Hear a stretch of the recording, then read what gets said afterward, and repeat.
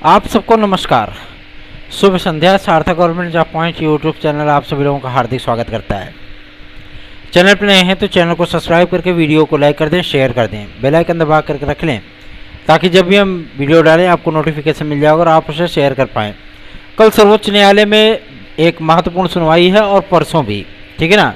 इसमें बीएड विद्यार्थियों के पीआरटी में भविष्य को लेकर के फैसले होंगे और अब बीपीएससी भी रिजल्ट जारी करने की बातें कह रहा है कि अगर इस याचिका पे कल या परसों की डेट में डिसीजन हो जाता है तो हम रिजल्ट को 21-22 तारीख तक के अंदर अंदर जारी कर देंगे। देखिए, जो नई शिक्षा नीति है और एनसीटीई ने आज इस पर एक बयान भी दिया है, मैं आप सभी लोगों को बताना चाहता हूँ। बयान में इस बात को एकदम स्पष्ट किया गया है कि जो मामले चल रहे हैं, ठीक है ना, जब तक कि एनसीटीई अपनी तरफ से पूरी चीज़ें डिक्लेयर नहीं कर देती, जब तक कि एमएचआरडी अपनी तरफ से पूरी चीज़ें डिक्लेयर नहीं कर देती, तब तक समस्याओं का अंबार लगा ही रहेगा। याचिकाएं पे याचिकाएं हाई कोर्ट से लेकर के सर्वोच्च न्यायालय तक चलती ही रहेंगी, दबती ही रहेंगी, है ना। और इस मामले को तभी समाप्त किया जा सकता है जबकि जैसे आरटी एक्ट जब लागू किया गया था तो बीएड डिग्री धारकों को 1 जनवरी सन 2012 तक वैलिड किया गया था, ठीक है ना। बहुत से राज्यों ने एनसीटीई से स्पेशल अनुमति ले ली और उन्होंने 2015 तक प्राथमिक में बीएड को सम्मिलित करते हुए भर्तियां की हैं। लेकिन अब जब 2018-28 में सन 2018 से बीएड डिग्री धारकों को पूरी तरीके से पीआरटी में सम्मिलित कर दिया गया और उसके बाद 3 वर्षीय बीएड प्लस एमएड कोर्स को अभी तक मान्यता दे रखी है एनसीटीई ने। और नई शिक्षा नीति में जो नया बीएड कोर्स है 4 वर्ष का, जिसमें ग्रेजुएशन प्लस बीएड दोनों सम्मिलित है, ठीक है ना। इन तमाम चीज़ों को लेकर के जो जद्दोजहद चल रही है, जाहिर सी बात है सर्वोच्च न्यायालय का जो फैसला है वो फैसला न्यू एजुकेशन पॉलिसी 2024 से जो लागू होने चल रही है उससे कहीं भी मैच नहीं करता है, ठीक है ना। इन तमाम चीज़ों को लेकर के क्योंकि ट्रिपल बेंच ने कुछ सोच समझ करके ही अंतरिम आदेश दिया छत्तीसगढ़ के मामले में, ठीक है। और जस्टिस बोपन्ना जी ने जो टिप्पणी की थी कि बीएड का मामला इतना छोटा मामला नहीं है, बहुत बड़ा मामला है और इस पर जो है पूरी तरीके से समझदारी पूर्वक ही निर्णय किया जा सकता है, ठीक है। 2-4-5 लाख विद्यार्थियों की संख्या होती तो एक बार चलो ठीक है, लेकिन इसमें करोड़ों विद्यार्थी प्रभावित हो रहे हैं। साथ ही साथ सर्वोच्च न्यायालय की ये टिप्पणी कि 2018-28 में सन 2018 की अधिसूचना रद्द होने के बाद उसके बाद की गई सारी भर्तियाँ इनवैलिड हैं। इन तमाम चीज़ों को लेकर के जो जद्दोजहद चल रही है इस समय, विद्यार्थियों के जो सिलेक्टेड कैंडिडेट हैं, चाहे वो 69,000 के हों चाहे वो अन्य भर्तियों के हों, उनके भी प्राण संकट में पड़े हुए हैं, वो भी एकदम परेशान हैं, ठीक है ना। मैं आप सभी लोगों को बताना चाहता हूँ कल और परसों ये 2 दिन आप सभी लोगों के लिए बेहद महत्वपूर्ण होने चल रहे हैं और हम सभी लोगों ने एनसीटीई और एमएचआरडी से भी आज की डेट में भी रिक्वेस्ट किया है कि इस मामले को यथाशीघ्र निपटाने का कष्ट करें। एनसीटीई अब एमएचआरडी की भाषा बोलने लगी है, ठीक है ना। जो एमएचआरडी कहेगी हम वही करेंगे, एनसीटीई का ये कहना है, ठीक है ना। तो अब एमएचआरडी इस बात को लेकर के मैं आप सभी लोगों को बता दूं, 19 आम इलेक्शन के पहले आप सभी लोगों को पीआरटी डिग्री जो पीआरटी वैकेंसी आती है उसमें सम्मिलित किया गया। अब 2024 का इलेक्शन है, ओपीएस का मुद्दा अभी ट्रेंड कर ही रहा है, साथ ही साथ बीएड डिग्री धारकों का भी मुद्दा ट्रेंड करने लगा है। जाहिर सी बात है बहुत सारी जो है उठापटक आप सभी लोगों को देखने के लिए मिल सकती हैं, ठीक है ना। तो आपको परेशान होने की आवश्यकता नहीं है, चिंतित होने की आवश्यकता नहीं है, सिर्फ सपोर्ट करने की आवश्यकता है, क्योंकि आपका भाई आपके लिए प्रयास ही नहीं अपितु आप सभी लोगों के लिए बेहतरीन से बेहतरीन कार्य करके भी देता है। सर्वोच्च न्यायालय में जो याचिकाएं हुई हैं वो टीम के सदस्यों के माध्यम से हुई हैं, चाहे वो बीपीएससी को लेकर के हो, केवीएस को लेकर के हो या आपके पीआरटी में सम्मिलित करने को लेकर के हो। मिशन इन पीआरटी ये हम सभी लोगों का ऑन द वे है, ठीक है। और प्रयास यही है, अगर इधर से कुछ ऊंट पटांग चीज़ें होती हैं और सर्वोच्च न्यायालय का कुछ आदेश आ जाता है तो हम सभी लोग विस्तृत बेंच के लिए भी पूरी तरीके से कमर कस चुके हैं और मांग करेंगे कि उस विस्तृत बेंच में आदरणीय चीफ जस्टिस ऑफ इंडिया जो है उसकी अध्यक्षता करें और वहाँ पे ही सारी चीज़ों की सुनवाई हो और उसमें यूनियन ऑफ इंडिया को भी हम लोग पार्टी बनाएंगे। ठीक है ना। बीपीएससी तो भाग गया, जो बिहार सरकार आई थी वो तो दुम दबा करके भाग गई, दोबारा याचिका नहीं की, यहाँ पे विद्यार्थियों को जाना पड़ा है ना। तो जब बिहार सरकार ने भाई पैरवी नहीं की तो अब हम सभी लोगों के कंधों पर भार आ गया, तो हम लोग ही अपनी पैरवी खुद ही कर लें। आपन तेज समारोह आप है ना। तो किया जाएगा, क्या करें। आखिर हमारे भाई बंधुओं का जो प्राण संकट में पड़ा है वो किसकी वजह से, अधिकारियों और मंत्रियों की लापरवाही की वजह से।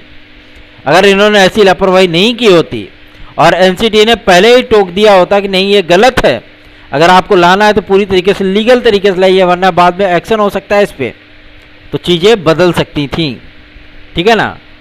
चलिए आगे बढ़ते हैं। कल की डेट पे आप सभी लोगों की मॉडिफिकेशन की याचिका पे सुनवाई है, साथ ही साथ परसों की डेट पे बीपीएससी और केवीएस के मामले को लेकर के सुनवाई है कि इन विद्यार्थियों को बाहर ना किया जाए, इन विद्यार्थियों को रहने दिया जाए। ठीक है। और पुरानी भर्तियों में जो विद्यार्थी सिलेक्ट हो गया उनको छेड़ा ना जाए बिल्कुल भी। इन तमाम मुद्दों को लेकर के सर्वोच्च न्यायालय का कुछ न कुछ निर्णय अवश्य आने वाला है और धाकड़ वकीलों के माध्यम से हम सभी लोगों ने पूरा प्रयास किया है, पूरा बंदोबस्त किया गया है ताकि आप लोगों के मुद्दे को पूरी तरीके से रिसॉल्व किया जा सके। चलिए आगे बढ़ते हैं। अब बात करेंगे आपके एलटी ग्रेड जीआईसी प्रवक्ता को लेकर के। एलटी ग्रेड जीआईसी प्रवक्ता का विज्ञापन आप सभी लोगों का बहुत जल्द ही आप लोगों के सामने होगा। ओटीआर आप सभी लोग कर लीजिए, ओटीआर की प्रक्रिया बड़ी स्लो है। ठीक है ना। और इसमें लोक सेवा आयोग ने भी अपने हाथ खड़े कर दिए हैं, भैया हम कुछ नहीं कर सकते, सारी चीज़ें एनआईसी से ऑपरेट होती हैं। ठीक है। तो भैया कहते नहीं कि ओखल में अगर सर दिए हैं तो मूसर से काहे डरना, ओटीआरवा तो करने हैं, फॉर्म भरने ही है ना। तो लग धक करके आप लोग ओटीआर जरूर कर लीजिए। ठीक। और वहाँ पे सुनने वाला कोई नहीं है कि ओटीआर स्लो हो रहा है। अब बताइए, जनवरी से ओटीआर स्टार्ट किया गया है, लेकिन जनवरी से लेकर के ये आपका अक्टूबर चल रहा है, 10वां महीना। ठीक है ना। इन 10 महीनों में केवल 6 लाख विद्यार्थियों ने ओटीआर किया हुआ है। अब स्वयं आप समझ लीजिए इस बात को, बाकी आप स्वयं समझदार हो। तो ओटीआर कर लीजिए, क्योंकि एलटी ग्रेड और जीएससी प्रवक्ता का विज्ञापन आप सभी लोगों को ओटीआर की संख्याओं पर निर्भर करता है। पीईटी का एडमिट कार्ड जारी हो चुका है और विद्यार्थियों को 150 से 200 किलोमीटर की रेडियस में सेंटर अलॉटमेंट किए गए हैं। ठीक है ना। आपके यूपी ट्रिपल एससी का ये तर्क है कि जिन विद्यार्थियों का जिस गृह जनपद में घर है, मतलब उनका जो गृह जनपद है, यदि वहाँ पर उनके सेंटर बनाए जाते हैं तो वहाँ पे धांधरबाजी की शिकायतें ज़्यादा आती हैं। अंतर जनपदीय जिला रहेगा, पास पड़ोस का जिला रहेगा, तो वहाँ पे वो विद्यार्थी एकदम अनजाने होते हैं। ठीक है ना। और इस बार विद्यार्थियों की संख्या कम है, इसीलिए आप लोग 100, 150, 200 किलोमीटर की रेडियस में हो। ठीक है। और कुछ अभागे ऐसे स्टूडेंट होंगे बेचारे जो कि 400, 500 किलोमीटर गए होंगे। ठीक है ना। और आप लोग बेहतरीन ढंग से तैयारियां करिए और बेहतरीन ढंग से एग्ज़ाम दीजिएगा। इसको लॉलीपॉप मत समझिएगा बिल्कुल भी, क्योंकि इसी के माध्यम से 13-14 वैकेंसियाँ आपकी 2023 में फाइनल होने चल रही हैं। ठीक है ना। तो चिंतित ना हो, बल्कि अपनी तैयारियों पर फोकस करें। अगर आपको हमारे नोट्स चाहिए तो आप 830 32 72 282 इस व्हाट्सएप नंबर पर से प्राप्त कर सकते हैं। थोड़ा सा मौसम भी चेंज हो रहा है तो अपना ख्याल भी रखें। चलिए आगे बढ़ते हैं। अब बात करेंगे आपके टीजीटी पीजीटी को लेकर के। बहुत जद्दोजहद है कि ये आखिरी एग्ज़ाम कब होगा। मैं आप सभी लोगों को बता देना चाहता हूँ कि नवंबर में आप लोगों की परीक्षा तिथियाँ घोषित कर दी जाएंगी। ठीक है ना। और आप सभी लोगों को तब थोड़ा सा दोहरा झटका लग सकता है कि आप लोगों को ज़्यादा समय ना दिया जाए। ठीक है। तो तैयारियां करते रहिए, पढ़ाई करते रहिए। चलिए आगे बढ़ते हैं। अब बात करेंगे आपके एलटी ग्रेड में कंप्यूटर साइंस को लेकर के। क्या ये विषय संविदा पे जाएगा? जी नहीं, ये विषय संविदा पे नहीं जा रहा है। ये विषय आप सभी लोगों का परमानेंटली होगा और इस बार आप सभी लोगों को सर्वाधिक पद इसी विषय में देखने के लिए मिलेंगे भी। ठीक है ना। उसके बाद दूसरे स्थान पे आपका सामाजिक विज्ञान आता है। ठीक है। तो आप लोग चिंतित बिल्कुल ना हो। और इस तरीके की खबरों को पूरी तरीके से दरकिनार कर दें कि हमें आउटसोर्सिंग के माध्यम से रखा जाएगा। जी नहीं, बिल्कुल नहीं, आउटसोर्सिंग नहीं रखा जाएगा। आप सभी लोग इसके लिए निश्चिंत रहें, ठीक है ना। इस विषय में आप सभी लोगों को पूरी तरीके से अप्लाई करने और पार्टिसिपेट करने का पूरा अवसर प्राप्त होगा। तदर्थ शिक्षकों के लिए भी आज कुछ जानकारियां निकल करके आई हैं। जैसा कि मैंने पूर्वत आप सभी लोगों को बताया था कि इनको एक निश्चित फिक्स मानदेय पर रखने पर विचार चल रहा है और सूचना प्राप्त हुई है कि इनको भाई 25,000 30,000 नहीं, मतलब इनको 18,000 और 22,000 प्रवक्ता, 18,000 LT और TGT की जो टीचर है इनको रखा जाएगा 11 महीने के निश्चित मानदेय पर, ठीक है ना, ताकि इन लोगों का भी गुजारा बसारा हो सके और इनको परमानेंट टीचर नहीं बनाया जाएगा। गवर्नमेंट ने एकदम क्लियर कर दिया है। ये प्रस्ताव तैयार किया गया है। अब 2 प्रस्ताव हैं, 25,000 30,000 की पेमेंट, 18,000 22,000 की पेमेंट। जाहिर सी बात है योगी आदित्यनाथ जी महाराज जी पैसा खर्चा करने में बड़े कंजूस आदमी है भैया, पहले ही बताई दे रहा हूँ। तो कम से कम वेतन देने का वो कोशिश करेंगे, ठीक है ना। तदर्थ शिक्षकों को ऐसे ही समायोजित, जुकाम हो गया है, ऐसे ही समायोजित किया जाएगा। यदि आप सभी लोग TGT PGT 2016-2021 के हमारे यात्रीगण भाई बंधु बनना चाहते हैं और चाहते हैं कि 68 विद्यार्थियों की तरह आपके भी जीवन में सूर्योदय हो, ठीक है ना, तो आप लोग फटाफट हमारी याचिका से जुड़ जाइए। 830 32 72 282 इस व्हाट्सएप नंबर पर एक गोल्डन अपॉर्चुनिटी आप सभी लोगों का वेट कर रही है। जस्ट आप सभी लोग बढ़िए आगे एंड टेक इट और उसे प्राप्त कर लीजिए, ठीक है ना। चलिए आगे बढ़ते हैं। अब बात करेंगे आपके यूपी कांस्टेबल और UPSI में एज रिलैक्सेशन को लेकर के। आज बहुत से विद्यार्थियों ने अपना हस्ताक्षर अभियान चलाया और उनके हस्ताक्षरों के माध्यम से हम सभी लोगों ने एक ईमेल तैयार किया, उसमें अटैचमेंट फाइल के साथ। लगभग 1100 विद्यार्थियों ने अपना हस्ताक्षर अभियान चलाया था और किया, और उसको अटैचमेंट फाइल के साथ बना करके हम लोगों ने मुख्यमंत्री महोदय को प्रेषित किया। आप सभी लोगों को 3 वर्ष का एज रिलैक्सेशन मिल जाए, इसके लिए पूरी ताकत झोंक दिया है हम लोगों ने, ठीक है ना।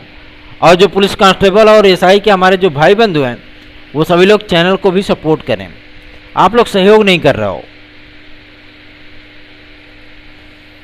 चाहे वो हमारे BEd के विद्यार्थी भाई बहन हो, चाहे वो 50% वाले भाई बहन हो, चाहे समाजशास्त्र वाले भाई बहन हो, चाहे TGT PGT के भाई बहन हो या UPSC के। अगर विद्यार्थी वीडियोस को शेयर करेंगे, वीडियो लाइक करेंगे, तो जाहिर सी बात है लोग उसमें ऑटोमेटिक जुड़ेंगे, ठीक है ना। लेकिन आप लोग शेयर नहीं करते हो, आप लोग शेयर किया करिए, जोड़िए लोगों को, क्योंकि यही एकमात्र ऐसा चैनल है ना जो कि आप सभी लोगों के हित के लिए न केवल कार्य करता है अपितु आपकी समस्याओं के निराकरण के लिए भी सदैव तत्पर रहता है।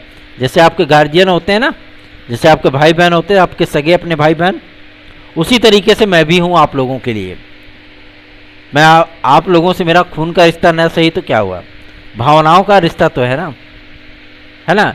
इसलिए अगर कभी कोई विद्यार्थी कुछ आपत्तिजनक टिप्पणियां भी करता है तो मुझे अफसोस के साथ साथ तकलीफ भी होती है कि इन लोगों को मैं अपना भाई बहन मानता हूँ, ठीक है। तो आप सभी लोग अधिक से अधिक लोगों में वीडियोस को शेयर किया करिए और BEd इन PRT को लेकर के जो प्रस्ताव तैयार किए जा रहे हैं MHRD के माध्यम से, देख लीजिएगा धमाका होने वाला है दीपावली के पहले, ठीक है ना। तो आप लोग चिंतित बिल्कुल ना हो। और बेसिक शिक्षा विभाग में कल की तारीख में एक बैठक होने वाली है, ठीक है, जिसमें UPTET के प्रारूप, UPTET में किन किन डिग्रियों को जो नई नियमावली बनी है उसमें क्या क्या सम्मिलित किया जाए, सर्वोच्च न्यायालय का आदेश आने के बाद क्या क्या स्थितियां परिस्थितियां बन सकती हैं, उन तमाम चीज़ों पर विचार किया जाएगा। और किस जिले में कितनी सीटें रिक्त हैं, इन तमाम चीज़ों पर भी विचार किया जाएगा, ठीक है ना। और जितने सरकारी रिक्त पद हैं उनका पूरा ब्यौरा तैयार करके पुनः शासन को प्रेषित किया जाएगा। पता नहीं कितनी बार शासन जो है ब्यौरा लेगा, है ना। और LT ग्रेड GSC प्रवक्ता के सारे विवाद समाप्त हो चुके हैं और ये विज्ञापन आप सभी लोगों का OTR की संख्या 10 लाख पार करते ही किसी भी वक्त किसी भी दिन जारी हो सकती है।